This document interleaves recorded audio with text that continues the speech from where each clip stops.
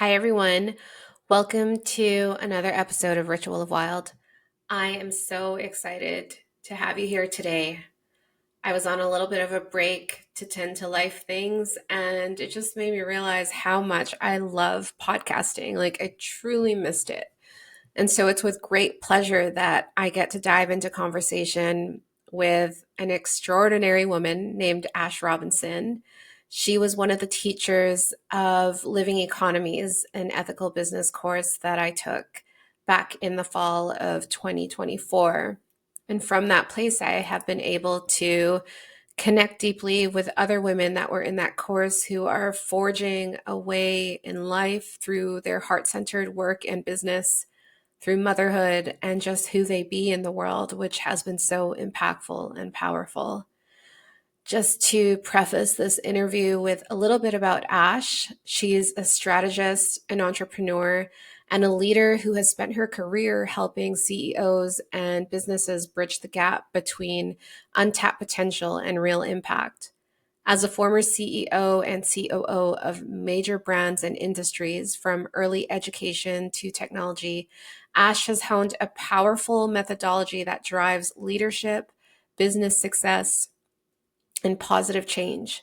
She co founded Bonfire for Business, an experiential education and consulting firm, and has been dubbed the midwife of a new economy for her work in ethical commerce. With insights shaped by decades of leadership and her own journey through motherhood, Ash lights the way toward wholeness in business and in life. It's truly an honor to bring this conversation to you, and I'm just so excited to share it. It really touched my heart in ways I didn't expect.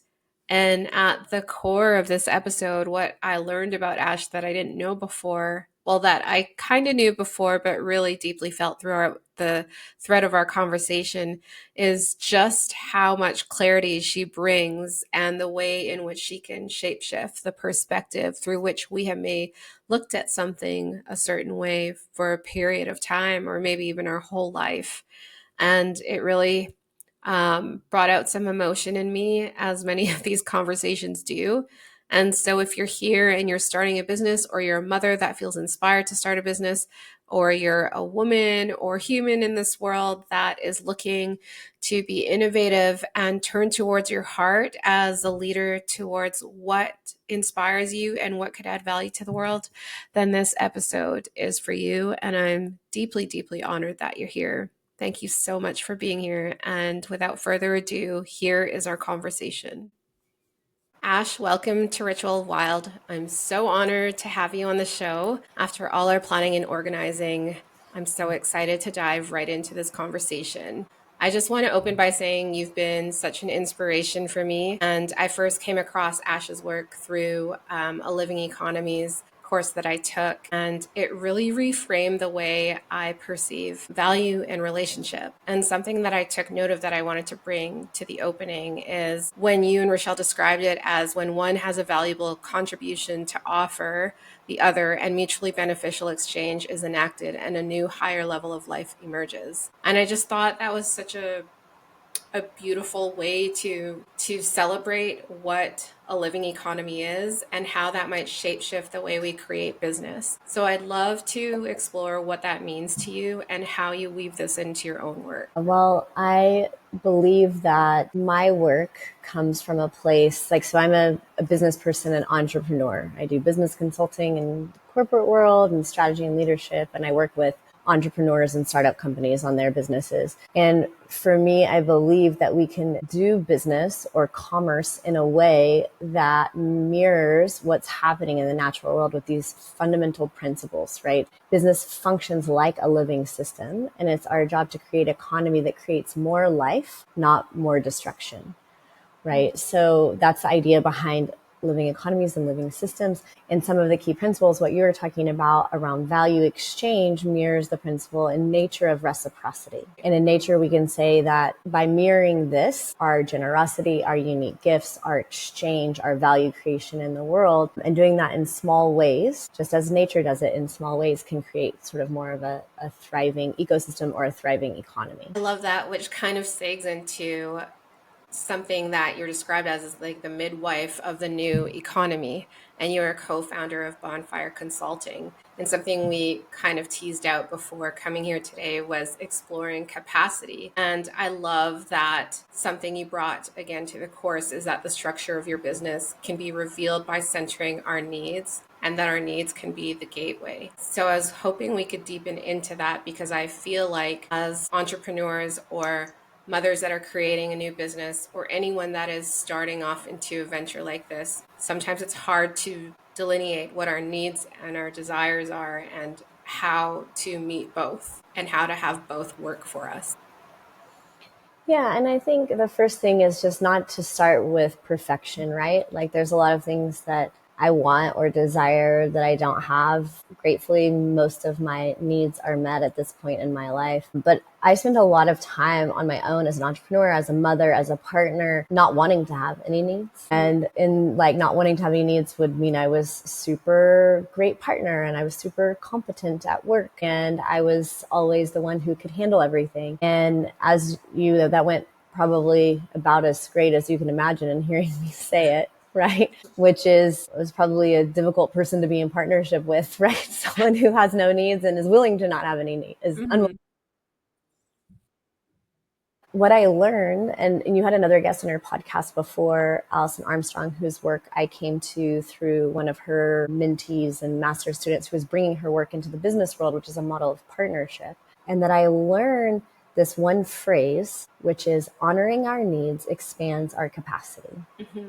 Right? It expands our trustworthiness, right? To know where we are in each moment, what we're able to give or not, clear boundaries. You know, you hear many of these messages in all sorts of places, from therapy to life coaching and the personal development world, which I have come to loathe.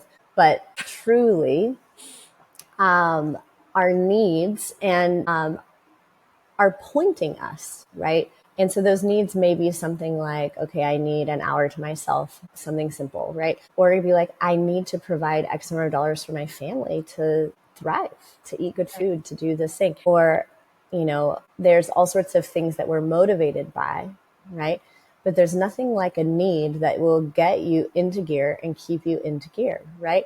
And for a long time, like I'll use an example of my personal story, right? Mm-hmm. So I was like an entrepreneur during my 20s. I sold my business in a successful exit and started working for a public company, had a big job, managed a lot of people, was financially very successful. And my mind is like, going into partnership, marriage, and motherhood was like, I'm going to be like a really good deal because like I've got money saved and I've built this point in my career, and then I'm going to be a stay-at-home mom for a few years. And then I'll like, my husband won't feel all the pressure of earning because I'll have some money, and then I'll go back to work when my kids go to school.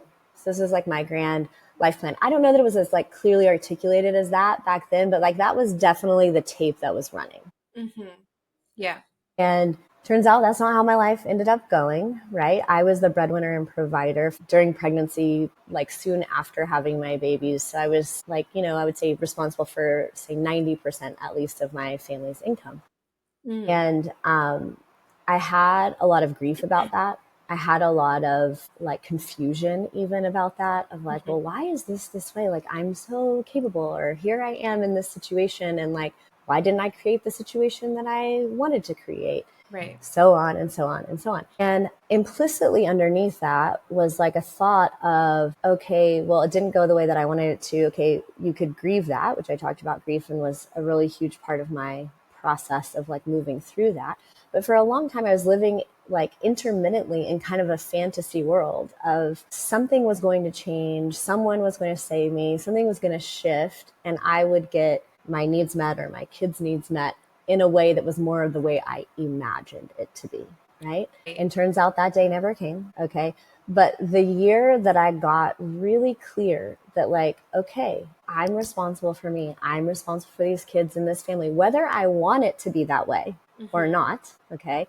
And there's a good mirror here if you're listening around the world right now, right? Of like, it feels so big to change the world. It feels so like there's so many things going on that we are excited about, or that we like loathe, or we're really fearful about. There's more uncertainty. Information is moving so fast, right? But I believe through my own experience and through my work with literally hundreds of entrepreneurs and executives that actually our needs, our unique needs, like what it is that we need personally, what it is that we desire, we want personally, mixed with our unique gifts, is actually like pointing us toward our purpose. It's not like I have to provide for my kids so I can't live into my purpose and I can't do my work. No, that is your work, Mm-hmm. right?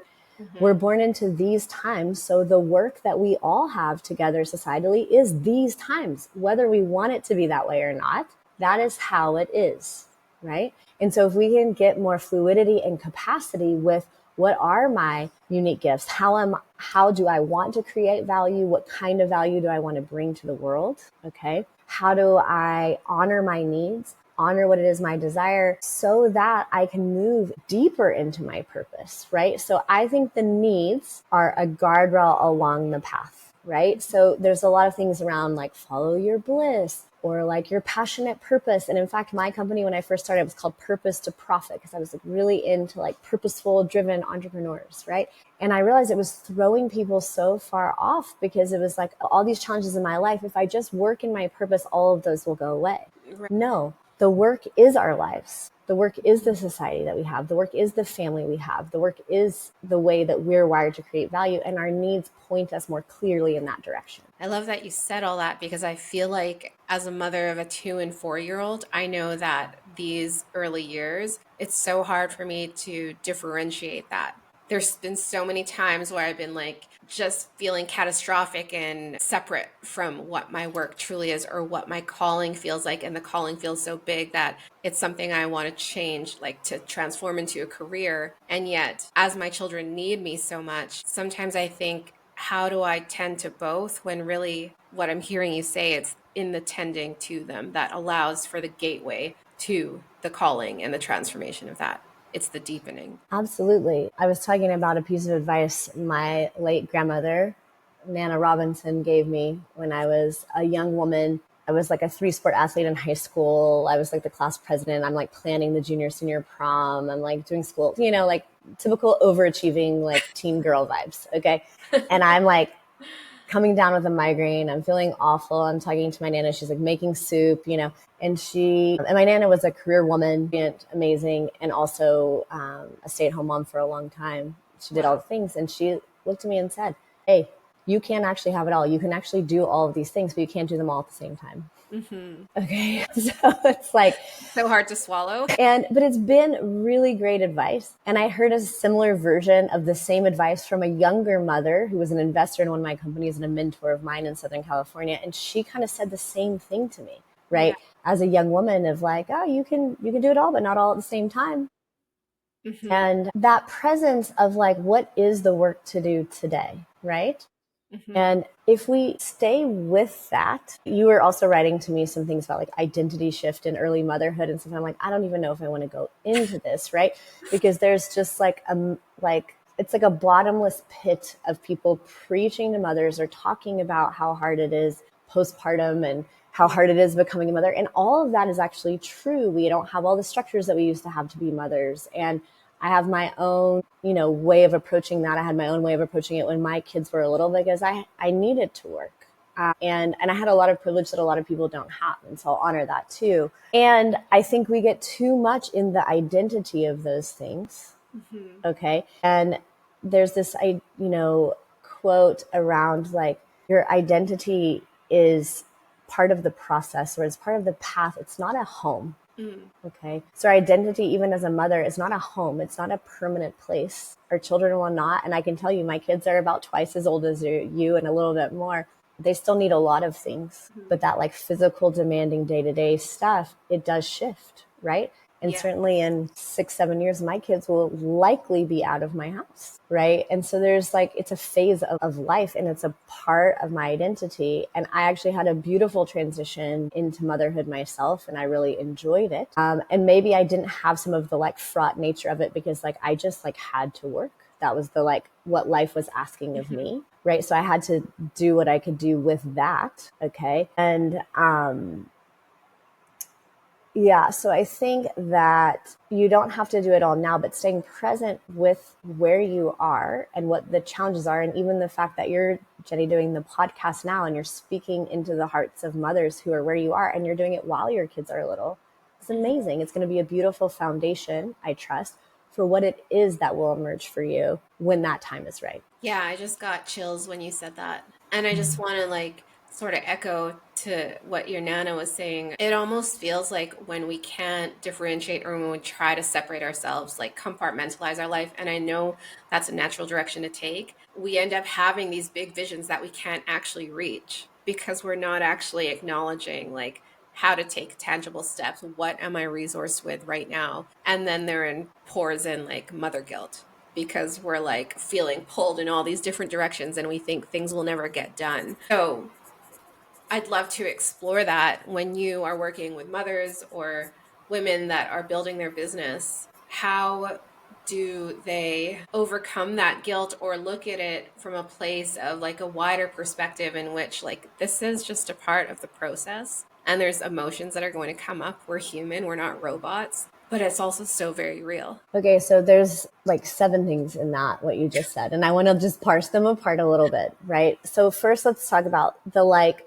I still haven't figured this one out, but I'm just going to name it, which is like, it's like this cosmic joke that we have. And it makes sense to me, like physiologically and spiritually. But like when we birth our babies and we're growing our babies in that postpartum time and the immediate time following, we have this like surge of creativity, oftentimes about our work. Like I've never had more ideas. I've never had. You nailed And it.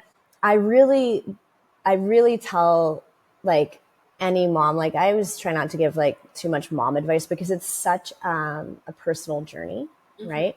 And my advice is really like, okay, what is it that you personally need? What really makes you come alive? And like, how do you build that into your mothering life, Mhm. right? But one of the things that we can say is if you journal, if you've ever had a journaling practice, like journaling is a really great time there. Even till now in my life, I maintain a list called like at someday. At Okay. someday. At someday, right? Like it's like not today, it's not tomorrow, it's not even like December this year, Mhm. right? And so I might look at it once a quarter or a couple of times a year, depends on how my year is going, right? And you can kind of track some ideas there.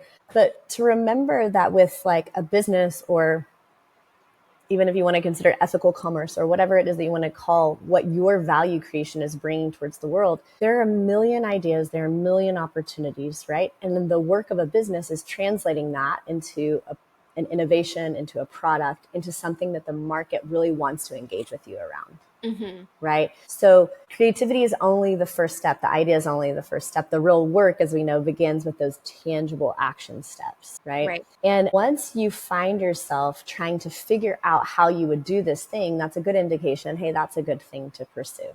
Mhm. Right. And yes, there's going to be conflict between your mothering life and your work life. Okay. I call it like conflicting priorities, maybe. Right. And even if you're not in a time of mothering, you're going to have other conflicting priorities in your life. Okay. And so the more that we can get really real with what it is that we truly need and what it is that we really want to do, as we come up to building something or doing something and that mother guilt arises, okay, we have more capacity to work with it. The thing I Mhm. want to say about mother guilt itself, okay, is that that also needs to be parsed apart. All Mhm. right. So if you are feeling guilty because your child is crying when you're leaving to go get a massage, or you're feeling guilty when your child is crying when you're leaving to do 2 hours of work, okay? Mhm. If it is a need of yours and a value of yours to provide for your family, or it's a need of yours or a value of yours to take care of yourself so that you can be a really present mother, okay, what you're feeling is not mother guilt. What you're feeling is your children's emotions. Whoa. Let's just pause right. I feel like a whole wall just like dispelled for me. Wow. Or you might be feeling your mother's criticism, or you might be feeling like, you're not showing up as a great trad wife like the girls on Instagram or whatever, right? But it's like part of our work is distinguishing what's really ours, Yeah. right? And even in what's really ours, there can be mother guilt, okay? And I had that. I wanted to be like a full on stay at home mom. And what's underneath that guilt is grief. Okay. And what's underneath the grief is acceptance. Okay. And whatever is underneath the acceptance is like raw power, right? Mhm. Of you being in your values, of you making highly conscious choices, right? About where you're spending your time and what's best for your children and what's best for you has to be included in what's best for your children, right? And we sort of idealize or idolize, the village and like what came before. And yes, it's true. We had a lot more help as mothers. This whole like attachment parenting thing is like I carried my kid everywhere and like I was like very much doing that.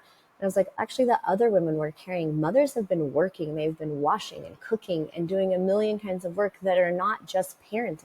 Yeah. Right? Or that are not just child tending and rearing. There's so much other work that's being done. And it's also okay to have a pause in your career, a pause in your business while you do that work. Mm-hmm. And if it's still calling to you and it's still calling to you, or in my case, my family truly needed me to provide, then in that case, I give a lot more grace to myself now than I did back then. I was like, wow, I really did some amazing things. And now, new phase of life, perimenopausal hormones, all these other things going on. I'm like, wow, this is a bad bitch. Okay. She did a lot of good work. She had a lot of energy. Like, how did she do that? And I look at myself almost as like another person. And I just have this like deep well of appreciation for my children, for like my choices at that time, rather than just this constant, it could have been different, better, more. Yeah. Yeah, that really hit me hard. Still like absorbing what you just said about you're not feeling mother guilt, you're feeling your child's emotions and just how important it is. Like I know in Living Economies, we talked about generative somatics. And as someone that's studying somatics now, just like how important it is and what a real gift it is to actually be present to what is and what's happening inside the body as we are feeling the grief or even ignoring the grief, and how that just comes back to remind us like we also have our needs and that we are also human. And so I really appreciate that clarity. I've never ever heard it in that way before. So thank you for saying that. And yeah, everything else you spoke to as well is just so powerful. There was a quote you shared in Living Economies. It was by Rob Bell. What we do comes out of what we believe we are. Do you remember that quote? I found that it was helpful in clarity, and you were sort of speaking to it with identity. And I find that it's true what you said. And I want to thank you for clarifying that as well, because it's something we weren't really going to touch on. But I find that in that over identification, it is really hard to take that wider lens and so perspective. And when I was researching a little bit about you, because I love to learn more about my guests, there's a quote on your page that says, "Nothing derails leaders faster than a lack of clarity. And even if things are clear, we need to see our own connection to where we are going and why. Like, what is our why?" And so I would love to explore that a little further with how it connects with clarity, because I felt like what you just gifted me with in that moment was immense clarity, and that's going to shape shift my way forward. And how can we weave that into the tapestry of business building, and knowing that, like as you said, you can take a pause, like you can tend to what's most alive and what's most important right now and come back to it. And that pause might actually be the process to clarity, like the journey to clarity, instead of thinking I need to know right now. Yeah, well, a big part of my consulting and coaching work is about clarity, right? Like, so it could be about strategic clarity, it could be about vision clarity, and it could just, a lot of times people find a lot of relief in just like naming the reality of things as it stands, right? And so that part of needs and desires is like the reality of what is right now, right? I also share another quote in almost every class I teach by the beautiful Kendra Kunav, who does amazing women's work. And she said, if we fail to acknowledge the ground we stand on, nothing will change, right? So in order to make a strategy, in order to get clear, the first step is taking stock. It's where are we standing right now? What are our needs right now? What are our desires? Also, what's calling to us or what life is asking of us. My desire might have been to be a stay-at-home mom, but the call of life, the call of my children was asking me to be a provider. That was the reality of the thing, right? And once I was willing to be with that, I could move forward. But clarity is a moving target as well. So I don't want anyone who's listening to think like, oh, I've got this like clarity. But as you find these moments of clarity, I've worked with a lot of women entrepreneurs, a lot of brilliant people, a lot of CEOs. When they are clear on what it is, where it is that they're standing, and then to your point, where it is they're going and why they want to go there. Because the why is the real juice, right? The why is the real juice. Once you're clear on that piece, I just watch people do like nearly miraculous things, right? Because all of that, a lot of the effort that we spend in like running our business is in like ruminating thoughts or old belief patterns or worrying how it's going to turn out. Or, you know, it shows up for me like I don't really do social media. And if I am like doing external world things, it takes like a lot of like, I love doing podcasts. I'm really grateful that you invited me here for a podcast, but I I don't love being on the social media machine. And I don't like to be particularly visible. Like I do a lot of the work behind the scenes for people who are very visible as like CEOs or entrepreneurs in the world. And if I have to do something in that visible way on social media, it takes a lot longer because I'm sort of swimming upstream with myself. Mm-hmm. Right. But if I'm doing a podcast with you or I'm teaching a class, I'm so resourced by that, Mm-hmm. okay, that it's fueling me as well as taking energy of mine. So, okay, yes, I have to like make a plan and I have to be available for these 2 hours and I have to get the slide deck done and do this. But it's so energizing to me to do that and to have it for myself and to earn the money that comes from that. That when I toggle back to my mothering area, toggle back to my marriage or whatever part of my life I'm toggled back to, I don't have that like survival energy running of like, you know, we're not going to have enough money for this thing. Or I don't have the like ruminating energy of like, you know, doing the social media thing, right? Because I just, you know, I'm doing the work that resources me. So I think that that's really important too. Mm-hmm. And I want to like say also, when I say have work that resources you or that fills you up or that lights you up, a lot of ways to find that is to think about what it is that you care about, what it is that you want to change. And that will get you to your why. Mm-hmm. Okay. And just because you're working in your why, okay, and even in a way that you're designed, right? So part of my design is that I love being in dialogue. One of my highest values, it's something that I'm sort of designed to do. If you looked at my human design or astrology or whatever, I Yeah. have kind of like the perfect job for all of those things, right? For my design. But that doesn't mean I like every single part of my business. I don't like enjoy it all, right? The I think Fred, what was his name? Fred? No, I can't remember his name. The guy who started Kinko's, which is now like FedEx Office. I'm aging Right. myself. But he said, you love your family, you enjoy your business, right? Like you don't necessarily have to love every aspect of your business. I certainly do not love sending invoices and like doing accounting. There's a lot of it I don't love, Mm-hmm. but there's a part of it that deeply resources me and is super meaningful to who I am and who I want to be in the world. So when you find that place that it's resourcing you as you're doing it, that's really like a gold mine, okay, Yeah. for working in your design at something that you really care about. Not that it means you're going to love every minute of it, right? Yeah. Sounds metaphorically like no one loves the unglamorous part of trying to get in shape. All the things you don't see behind the scenes, the meal prep, like the repetitive lifting Mm-hmm. of weights, increasing the weights. We're so results oriented as a culture that it seems that we forget that this is more of a marathon instead of a sprint. And so, what I'm hearing you say with the proper resourcing, it's really a lot easier to connect those dots. But what would you tell the entrepreneur that's like, I don't have any resources, I don't have a network? Would you say, get out in your community and find out what your community needs pertaining to what you're fired up about and start having those conversations? I've heard so many mothers in my field say, like, I'm doing it all on my own, from raising to building the business. And they're like already struggling to build a resource of finance to help them, get the landing page or all the things. So how do we distill that from like, I know that's a big question, but like in a simple way for Well, everyone? I think I want to start by saying that first we have to remember that yes, the time of early mothering is very resource depleted, both physically, right? Like time wise. And when we look at resources, we can say they're time, money, people, and Mm, creativity or ideation or innovation, right. right? Those are the kinds of resources of which time is the most finite. Okay. Hmm. And so, how we spend our time is super important, and figuring out how we spend our time and how we resource our highest priorities, our highest values with the time that we have, right? So, everybody has the same amount of time, relatively speaking, in a day, right? But we all have different priorities and we also have different needs that we have to take care of in those times, right? And the problem with mothers is that there's a lot of needs, Hmm. not just your own needs as a mother. One of the other things I was saying to you when we were chatting before was why self-care is important for mothers. And I'm like, absolutely not. Right.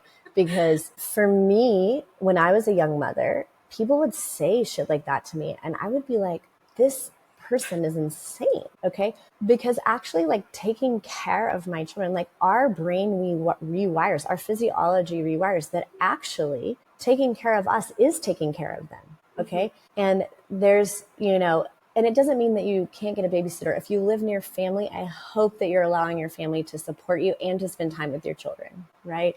It's a Right. huge win, right? For everyone, for the child, for you, for the grandparent, for the aunt, for the maiden who lives next door, whoever it is, right? So children benefit from connection with other loving adults or elders. And, going back to sort of what I was saying about, I lost my train of thought there, but With self-care. self-care. Yeah. So it's like, I am going to be unwell. Like I can go get unlimited massages. I can get unlimited personal time. I could like hire a babysitter. I had a partner who was a very willing partner with childcare, but my babies needed me, Yeah. right? And I needed them. Hmm. Okay. Another wall is just breaking down. And so like all the self-care in the world is not solving the under-resourcing problem in motherhood, right? And so it's really community care that is the resourcing problem for that. And it's kind of the same in business. So if you have a business or a career that you're spending time on while you're mothering, the number one thing I can tell you that will drive your success is one word, hyphenated maybe, it's childcare. It's help with Mhm. childcare so that you can have focus and dedicated time. The second thing is we are so much more resourced than at any other time in history. We have like unlimited access to information, to access to more people, inspiration, wisdom, right? We are a bit bereft of sometimes true community in person with neighbors, with, your local town or city or community. So what I would say is to expand our view of what resourcing looks like. Okay. Because someone giving you an idea for marketing, that's a huge resource, right? Mhm. That you may not be thinking of right now. Right. And then the like kind of separate track to that, as I will say, is if we're talking about women entrepreneurs specifically, there's a lot of research that shows that even that women like typically under resource their companies Mhm. from a specifically financial money perspective, but also from like a making asks of other people or partnering or whatnot. And there's a lot to do with that with our wiring and hormones, right? Of being pleasing or not being too much or not asking for too much. And we could go for 17 hours about the cultural inheritances of all those things. But the reality is that it is the way that it is. And what's to be known about it is you can use other people's money, you can borrow money and invest it in your company, but you need a really good revenue model. You need to know who your customer is and you need a strategy to make that into a business. If you have those pieces, okay, you're clear about what you want to do, who you work with, and you have a strategy to reach them and produce money from it, you can get the resourcing you need, whether that's money, that's other people's time, it's mentorship, it's other people's ideas, your ideas. But if you know that women are more apt to under resource than over resource your company, you might be more willing to put yourself out there and make an ask, whether that's about money or time or mentorship or ideas. Mhm. And so that's why I share that piece of information, not to be like women are under resourced, but to be like, okay, am I under resourcing my company? I would say I'm under resourcing my company right now because I had a great assistant who's on maternity leave and had a third baby, but is not coming back because she's going to be focusing on her own family. And I like still haven't hired a replacement. So Yeah. I'm just like doing all the juggle behind the scenes. And it's like a way that I'm like, okay, here I am doing what I tell people not to do. Mm. Right.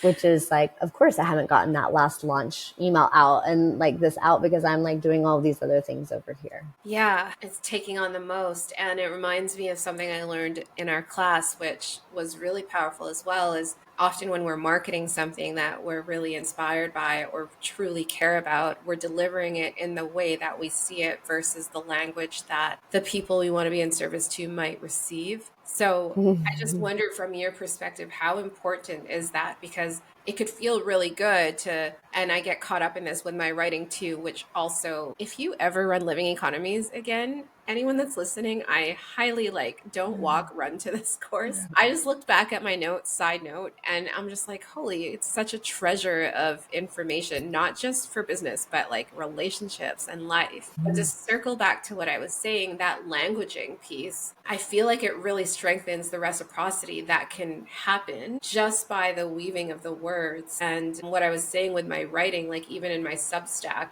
it's really easy for me to stream of consciousness write and write what feels really fiery for me. But when I actually put myself in the seat of a reader, I do find there is a little bit of shifting that takes place because I'm mindful of like, how might they receive this? So in business, how important would you say that is when it comes to providing clarity for the people that you want to be in service to?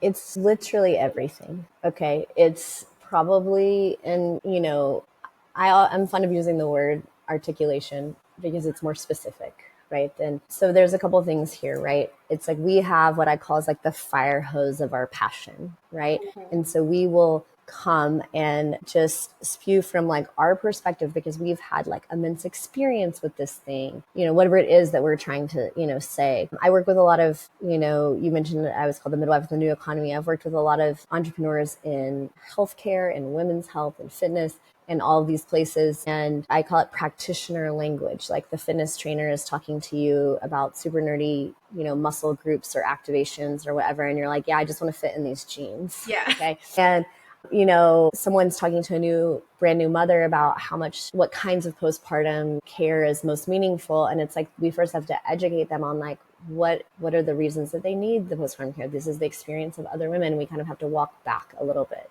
right? Mhm. And so you mentioned the language of the customer. So number one, that would say that we need to know exactly who we're talking to. Okay. Mhm. Because usually we're not for everybody, and usually our businesses are not for everybody either. So Right. the clearer we get on who it is we're talking to as a group or a type of a person, okay, then we can take what it is that we know, our expertise, our experience, our passion, and we want to overlay, like in the Venn diagram of like, this is the problem that the customer we imagine has. This is what they say about it. This is what they know about it. Mhm. Okay. And this is like how our solution maps to that. So rarely is someone able to process sort of practitioner language, expertise language, whatever. They're thinking, I have a problem that I want a solution for, or I have a need, or even a desire. It may not even be a problem. I have a desire, right? Yeah. Some people come to me with problems like partnerships in distress or a merger acquisition kind of situation, or there's big sorts of culture problems or strategic problems or whatever. But mostly people come to me because they have a desire to do something more, to grow, right? To maybe it's make more money, it's make a higher impact, it's have their work reach a different kind of audience. So Mhm. it's not at the level of like urgent need, right? But it's a desire. And so I can speak to what it is that they're saying to their friends Mhm. over drinks at night or at the playground with their kids to the other moms. That's the language I want to be speaking in conversationally. I want to be speaking in a language that is meeting my customer where they are. It's not really useful for me to spit out a bunch of statistics about Harvard Business Review or, do you know what I mean, public company operation, whatever, because this mom entrepreneur is just like, how do I pull this all together? Yeah, it reminds me of that exercise of getting to a great ask that you brought in from Allison Armstrong, which I used to invite Allison Armstrong. Amazing. Did So she know that you used her format? Maybe. she did, and she's so lovely. At the end, she's like, she wanted to place emphasis on needs and desires, and like gave my partner and I a follow up assignment on that. But yeah, it just reminds me of being in relationship and how powerful it can be there. That sometimes the people on the other side of what you're asking or what you're trying to deliver, it's not relatable because they're not in your body. But if you like, true presence is being in that other person's shoes and being able to truly listen and hear and deliver from that place. In most cases, I find is the most successful. A lot of the most successful entrepreneurs are great listeners. Yeah. Yeah. And, like being in podcasting and doing hair 15 years before I stopped doing hair, that was like the greatest takeaway I got was like, wow, the difference between like a rough appointment and not was my ability to presence myself and listen to what they wanted behind the picture. Like it was never about the picture as it was trying to please someone in their life that wanted this look or Yeah. yeah, so it's very interesting you say that. And I wanted to talk a little bit about how one can take the lead in their own ideas because we explored a little bit about leadership. And I feel like it's so human to want to be liked by everybody. And so we could fall into this trap of leaving our own values behind in order to benefit or have someone connect with what we're trying to create. And while that is really powerful, I find that that in that desire to be liked so much, we forget to actually integrate our North Star, like the why. And so I remember Rochelle speaking to this, and it was sort of like, leaders, true leaders are creating an evolution. They're not caring about if they're being liked or not. And Mhm. so, how would you support entrepreneurs in that? Like, how do they put that need to be liked aside and really stick to the mission, knowing that in the end, it's ultimately beneficial for all and mostly for the core root of what they're creating? Well, I think, okay, so there's, again, a lot of things we can kind of parse into that. And I don't think our desire to be liked is actually all that bad for our business. I think it can be okay. It Hmm. can be actually even good if it's not on the extreme of we are now self abandoning Hmm. and pleasing in order to be liked, right? So we're not self abandoning. So if you can manage your own center with that and stay connected with your own values, and I'll talk about a way that we can do that in just a second, then it's okay. Like likability is a big thing with marketing. Likability is a big thing in making asks. Like you're a very likable person, right? And so you ask Allison, you ask Rochelle, you ask me to do the podcast. We're all here doing it, right? Hmm. It is a thing. Okay. And where it starts becoming a negative is where we start self abandoning or we start trying to conform, right, to someone else's idea or standards. So when we're speaking in the language of the consumer about what it is we care about, it's not that we're trying to please them but we're just trying to link their world and our world. Mm. Okay. So, but two completely, just like in a marriage, two completely different perspectives, whole people, right, who come together. So we're linking two whole worlds together, right? And that Yeah. doesn't have to involve this like over pleasing behavior. And let me tell you, I know about pleasing. I was raised in the South. I'm like a Southern girl at heart. We're taught to be very pleasing. It was very difficult for me when I was a younger person. But I would say that like my likability and like my ability also to be with all different kinds of people has helped me immensely as a leader. Hmm. Okay. And I personally have like a pretty strong, like internal, this is how shit goes for me. Right. So that may not be my primary life challenge. All right. But I do see where people go too far that direction of pleasing. And that's where I would say, okay, that's not the thing.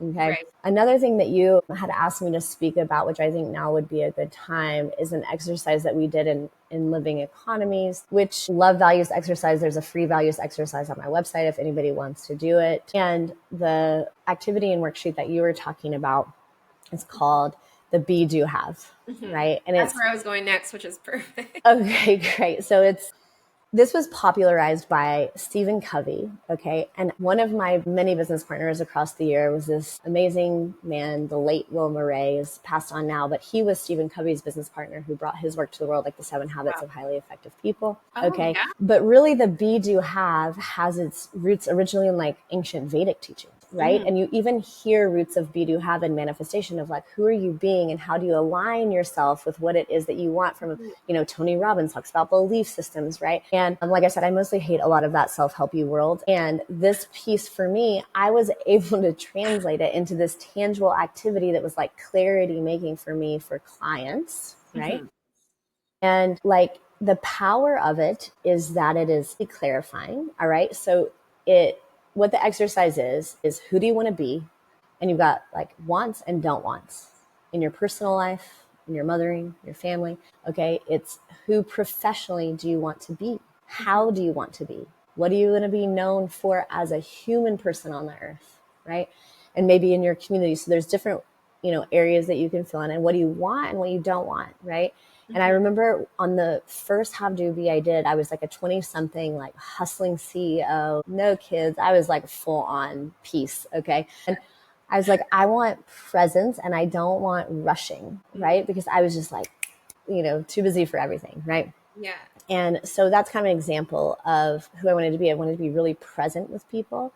And like what I didn't want to be was rushing or an internal sense of chaos, right? So then you Mm. have the do. What are the kinds of things I want to do with my time, that I want to do with my kids and my family, that I want to do in my work? And then finally, what do I want to have? I want to have a house. I want to have like delicious, what turns out to be expensive food to eat.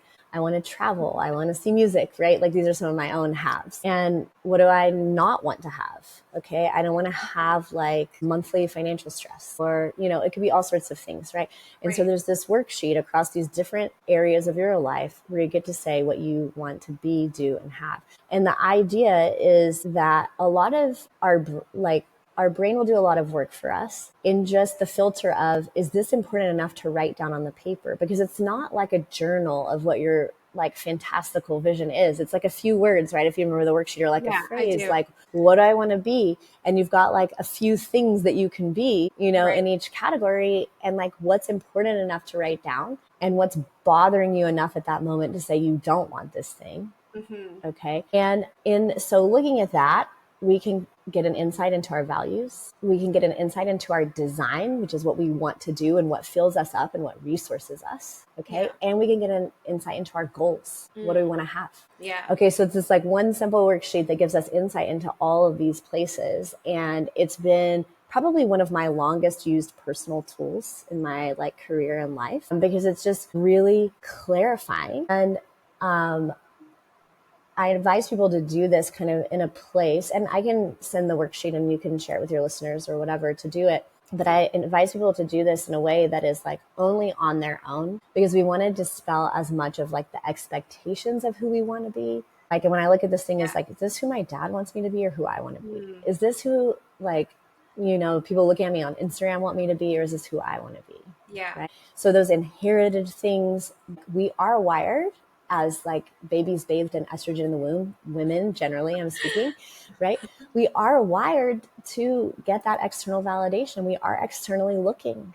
Okay. It's Yeah. physiology, right? Yeah. And so the clearer we can get, and the step of just writing it down will clarify a bit for us. Okay. And some people get really stuck and frozen. Like, there was a time in my life where I just like truly did not know what I wanted. I knew my life was not working for me. And one Mm. of my brilliant friends, okay, who's like PhD in organizational psychology, like brilliant woman, is like, I hear your life isn't working for you, but like, what do you want? And I was just like sobbing because I had no idea. And I was like so embarrassed. I had no idea. And I was like, this was at the like, my kids were a little older than your kids. So, I was just really like, I have no idea what I even want, because I'm so good at playing the cards that I'm dealt.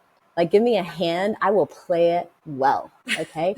But the different thing is, what card do I want to pick up out of the deck? What kind of card game do I even want to play? Do I want to play like Uno, or do I want to play like Goldfish, right? Versus just like someone's handing me cards and I'm like, let me see how I can make it work, right? Yeah. And Yeah. there's a beauty in that, like in like being on the receiving end of the beauty of life, right? Mm. And it's a balance with like anchoring ourselves towards what it is that we truly want to be and do with our time here, Yeah. right? And we talk about all those ideas that you have in early motherhood and all of the creativity. And I say ideas and opportunities are like a ticker tape. They're just going to keep coming, right? A lot of people are like, well, I don't know if I'll get another opportunity. I'm like, yeah, no. It's like, you want to do it or you don't want to do it, because there'll definitely be another one on the other side. Right. Okay. They will keep coming. But we have one human lifetime. We Mhm. have one human capacity, right? I'm fond of telling my daughter, I'm just one mama. I'm just one mother. Okay. And Yeah. so like a lot of my friends and even some of my clients and I would get together and have like big laughs about, like, if it was just our ideation and like our spirit capacity, the kinds of things that we could do and change in the world. But it's like, we have to eat 3 times a day and we have to sleep for 8 hours. Like, we have this like human body that is not always in support of our spiritual energy, Yeah. right? But that goes back to those needs and desires and capacity, right? And actually, I want to share a quote here from one of my favorite books, which is called The Courage to Create by Mm-hmm. Rollo May. And one of the sections in there is the chapter is titled The Limitations of Creativity, right? And what he says is there's nothing that is more like de-inspiring, less inspiring than hearing everything is possible. Okay. Because it is just, it's first of all, there's a part of you that knows that's not true. We're all going to die one day. Okay? Our human life will cease to exist. So death is the first limitation of our human creativity, right? But beyond that, we have lives, we have children, we have all of these things. And Mm-hmm. so linking back the limitations to what we were talking about at the beginning is why that's part of our work to do. And with those limitations, they can become this beautiful, like the guardrails of our creativity, and they can actually shepherd it along towards making it into something beautiful. I love that, shepherding it along towards making it something beautiful, because that's something we were talking about, which was how do we wield the F out of our limitations? And you sort of just answered that question. And I'm wondering for you, do you find with the B, do you have that people reverse engineer it and they're like, well, if I had $10,000, then I can do the business and then I would be this successful person? Do you find that happens or? Oh yeah, well we all do that, right? Like Yeah, there's I a think natural way we all do that because yeah, for sure. If I had like, someone asked me like we moved into a new house recently, like is your house done? And I'm like, no, you have any money that you would like to give me to get the house done? Okay, so like I also want to say that there's a part of that it is true. If you had mhm. $10,000 to resource your business, okay, Yeah. like things would probably go a little differently. And it doesn't mean that that business that's resourced with $10,000 versus the one that's not is going to be more successful. Mm, Oftentimes we don't know how to best, if we don't have that $10,000, we often don't know how best to spend it to get going anyway. right. Okay. And Yeah. so I just want to say that, like, yes, it's true. Like, I'm never going to show up and say, like, life wouldn't be easier if you had more money or I had more money or we had more resources for our business or we didn't live in, like, the overarching culture that we live in. Okay. Like, those things are all true. Reality check. Right. Yeah. And so it is the reality that this is where you are and this is the resources that you have, right? And Hmm. then understanding what lights you up, and not just what lights you up, but what are you designed to do, right? And some Hmm. of our wiring is actually unhelpful in relationships or it's unhelpful in business. And then like some of our unhelpful wiring also will point the way towards what we're meant to do, Yeah. right? And so what I say about our, limitations is like you have a choice of like healing certain things. Like we have neuroplasticity, we can grow and change. And certainly I've evolved into so many different things. You were talking about the identity of like mothering. And I was like, I think we've like overdone identity as a culture. Okay. And that includes mothering, right? Hmm. Because like I've been a lot of different people, yo, like a lot of different people, right? From like I was some people that I'm not really proud of, right? And some people that I am really proud of, right? But like, and here I am in the current identity, and that will also too shift when my children leave the house, and then that Yeah. will shift again, right? And again and again and again, right? And but we don't have to hold on to those things too tightly, okay? Because identities become limitations that aren't even Yeah. real, right? True. There's the reality of limitation of like time in motherhood for sure. But if we take on this whole identity of like, I'm the mother who's the victim of the lack of village and the shitty culture that we have, and the like person who has to be the primary parent, and like blah, blah, blah, we're just like staying in the drama triangle and waiting for someone to come rescue us. Right. Yeah. And it's like, no, we got to jump off and we got to do our work, whatever that work is. And I can't think of anything that's more important than like brilliant women doing their work in the world right now, Hmm. creating value. It doesn't have to be some multi-million dollar business. It doesn't even have to be like the career that you had, pre-motherhood. But it's Hmm. like, what do you see that needs to be done? What kind of value can you create? What are you designed to do? Okay. Yeah. And then go do it.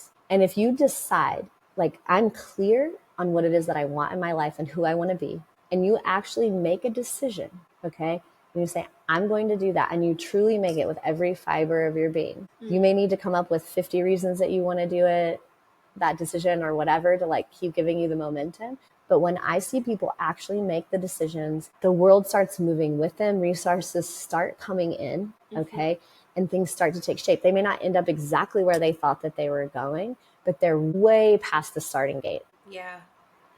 I love that. I feel like, did you know that you're a clarity genie? I know I'm gonna watch this back and be like, bam, bam, bam, like so many mic drops and like differentiations that like can truly shift Thank someone's you.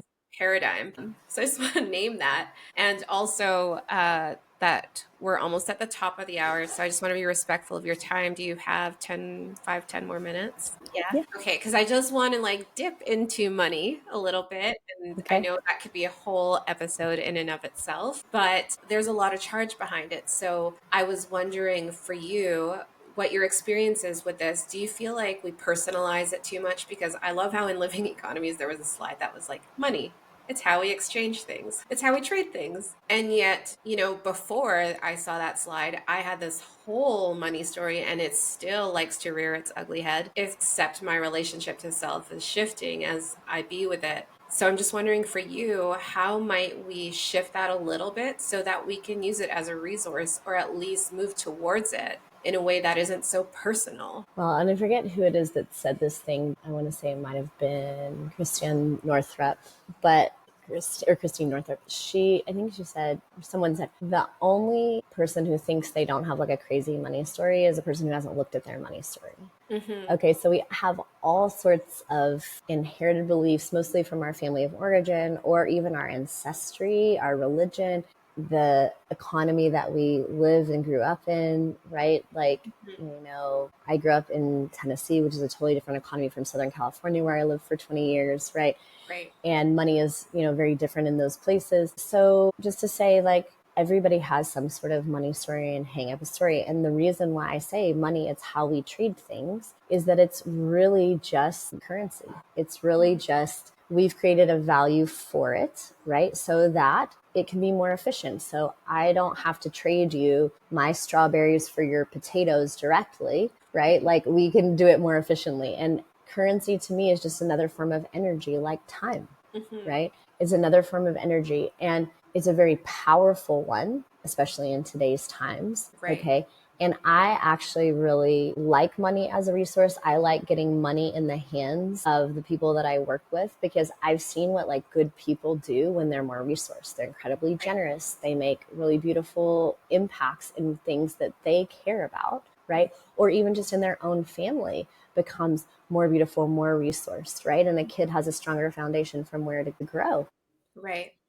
So yeah, so I'm not certainly the person who is an expert on that. There's lots of great books out there for people to kind of dive into. And I know you have some recommendations on things that you've read or tried as well. But I'm just like really practical about it. It's like, how much money do you need in a month? How much money do you want in a month? Right. And then, like, if you either have a business idea or career, how do you use that to make that thing happen? So Right. I'm like very ones and zeros and black and white about it. A lot of times people will meet me for a first call. I'm like, hey, how much money did you make last year? How much money do you want to make this year? And I'm like going off, and people are like, I can see they're like visibly flustered. Even people who are making like $600,000 in a year, they're like, is it enough? Is she judging? You know what I mean? It's like Yeah. all these Yeah. things. And it's like, no, I'm just like set pointing. Like, you're here, we're going here. I'm telling you how we're going to get there, right? Like, that's my work, right? So for me, it's like a bit more of like a practical reality, but I have my own, challenges with money, and mine are kind of funny because like, I just always think I can make more money. Sometimes I'm too optimistic about it, right? Like,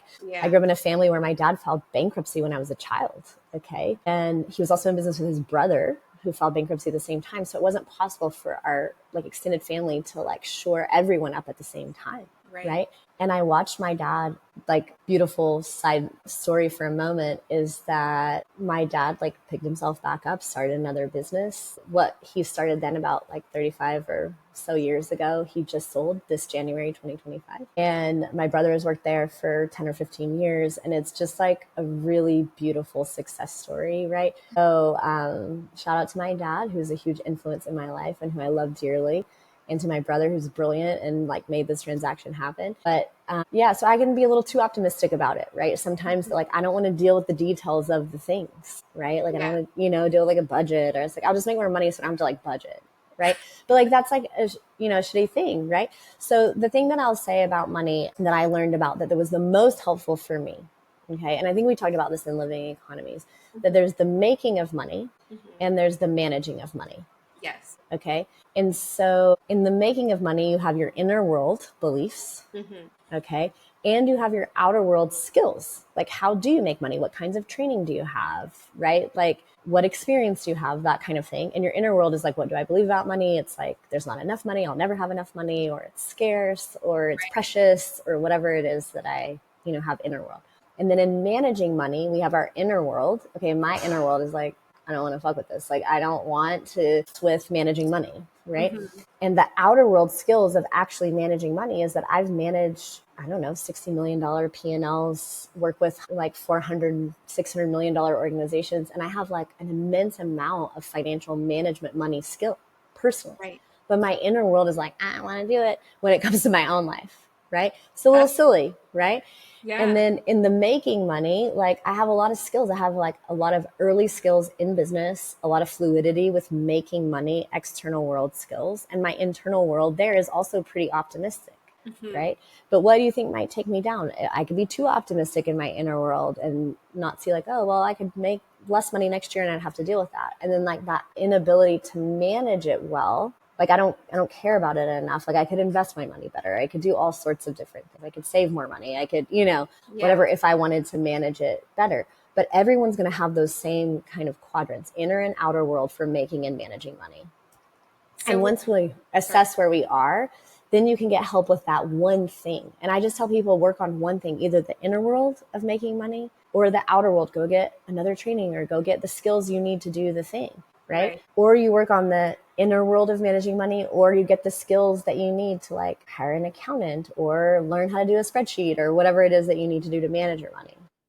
Right. And just do one of those things at one time, Mm-hmm. because we collapse money as this like, ugh, like it's like an identity and a culture, and like there's so many things that are in it, and it's really just those four pieces. Would you say, though, that it's all weaved together through a mindset thing? Like, if someone had like $10,000 versus $100, would you say they would manage the 10,000 versus 100 in the same way, or is that like just irrelevant?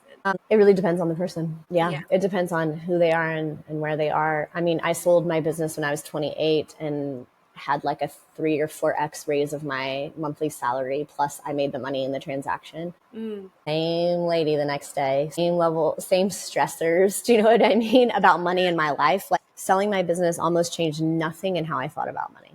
mm. Almost nothing. Yeah. And so as we wrap this up, just two more questions. The first being, if you had to speak to the version of you that was starting over a business from the place of like not knowing all the things, that person, but coming from the place of knowing all these beautiful things, what advice would you give her? That's a great question. I mean, I feel like I'm being a little repetitive here to the podcast conversation already, but I would say, like, honor your needs. Like, what do you actually need?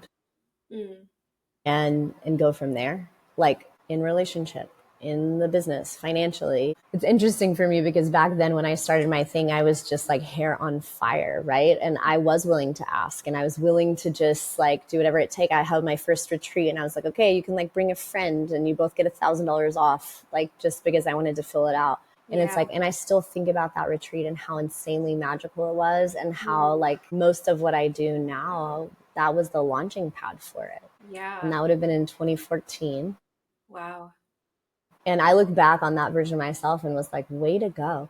But, Mhm. the other thing was at that time, I was also hustling like consulting work on the side because this like women entrepreneur thing I wanted to do just like wasn't totally ready in the culture to be birthed or to be seen in the way that I wanted it to be seen. And Yeah. since that time, in the last 11 years, let's say, there's been an immense amount of women entrepreneur coaching or like leadership development training or DI. You know what I mean? There's been a ton of stuff that's like come out in that space, right? Yeah. No, you definitely had the foresight though, and I just really commend you for that. And it's so very inspiring. Like I had chills when you went back to that place. So I really appreciate you sharing that. And lastly, I just want to help direct people towards your work since Ash is not very present on social media. If you want to work with her, could you let us know how to find you? Yeah, you can go to my website, is bon-fire.co.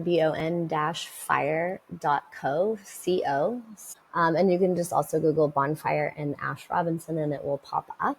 I am on Instagram. I don't do much there, but it's at Ash Robinson Calhoun. And you're welcome to see the occasional picture of my children and, get probably a handful of posts a year, I could probably say. And yeah, so you can reach me through my website. And you can also find your way to the free values exercise there. And Jenny, I'll give you a link to the Be Do Have if anybody wants to download it from your side. Thank you so much, Ash. And I know currently you're running an offering because two mamas from that have reached out to me to interview about their potential budding businesses. And they have said that it's been life-changing thus far, but that's already been launched. Are you relaunching that this year? Yeah, so that's the Ignite Business Accelerator, and it's sort of like a really synthesized, super powerful momentum creator course for someone who wants to launch a business, launch a new product in an existing business, relaunch something with more success. Everybody from in-person brick and mortar businesses to people who have online education or entrepreneurial kind of pursuits. It really works across the board. So that'll be happening again this fall. Okay. And the other thing that I'm running right now is called the Fire Circle, which is a group coaching program I do for women entrepreneurs because so many of us are doing what I told you I was doing earlier, which is doing it on our own. We don't have help. We have a perspective of one, right? And so to have the accountability and to have the ideation of a group of women who genuinely care about the growth of your business. We actually just wrapped up the winter version of Ignite, and our completion ceremony, I mean, there were a lot of even tears about the kinds of holding, the kinds of momentum, the kinds of results that can be created from having that accountability, from having that ideation and support. Yeah. One of the women shared, and this was the most meaningful thing to me. And I mean, I was literally sobbing, but she was like, look, like I am showing up as a better mother because I'm not constantly worried like where income is coming from. Like I'm doing my work and I'm coming back and being so present with my daughter. And I didn't even realize how unpresent I was and how I'm able to shift that. And she was like, that's priceless. And I'm like, if nothing else happened with any of the other women that were in that course, like that would have been worth it to me. Yeah. Right. That like one mom saying like, I'm like the survival energy went down and like my mothering presence went up. I'm like, hell yes. So, That's so and I powerful. want to say too, in like the soapbox of me promoting my own stuff is that I know it's not possible for everybody to get business coaching or to sign up for one of my programs or to do like one-to-one work with me. And even if you can't hire me or someone like me or get the kind of like business resourcing and support you need, find another woman in your community, find someone in your family, like get an accountability partner and just get someone to do it with you and to help celebrate when something good happens and to like cry on their shoulder when something shitty happens, because it's too hard to do it by yourself. It's just like mothering, right? It's too much to go it alone. Don't go it alone. It doesn't mean you have to pay for like super high-end coaching. Okay. Yeah. But find a partner, find a buddy. A lot of people from Living Economies still connect, right? Like on a Yeah. thread of Telegram that they still support each other. The women that were just in my Ignite course, they are continuing on the same days of classes. They're staying in class with themselves without me there to do co-working. I love that. Okay. What a dream, Yeah. right? And it's like that I created something that could be sustained as a community. Like what a gift. But yeah, if your listeners are looking to get invested in their career, start a business, I would just say find someone that you can trust as a mentor, an elder, accountability partner, a friend, and don't do it by yourself. Thank you so much, Ash. I have loved this conversation, and it really brings me back to the experience of living economies and truly inspires me to move forward with your work. I'll be reaching out downstream. Thank you, And Jenny. yeah, it's just so true. Everything you said, I can attest to that. I've made some deep connections from living economies to this day, and we're just continuously supporting each other in our endeavors. And it is really powerful. Some that have become pregnant through that course, and just like witnessing them and what they're creating from that place of incubation and fertility it's just wild. So Ash, I so honored to know you, and I really appreciate you coming on and sharing your time. Thank you, Jenny. Thank you.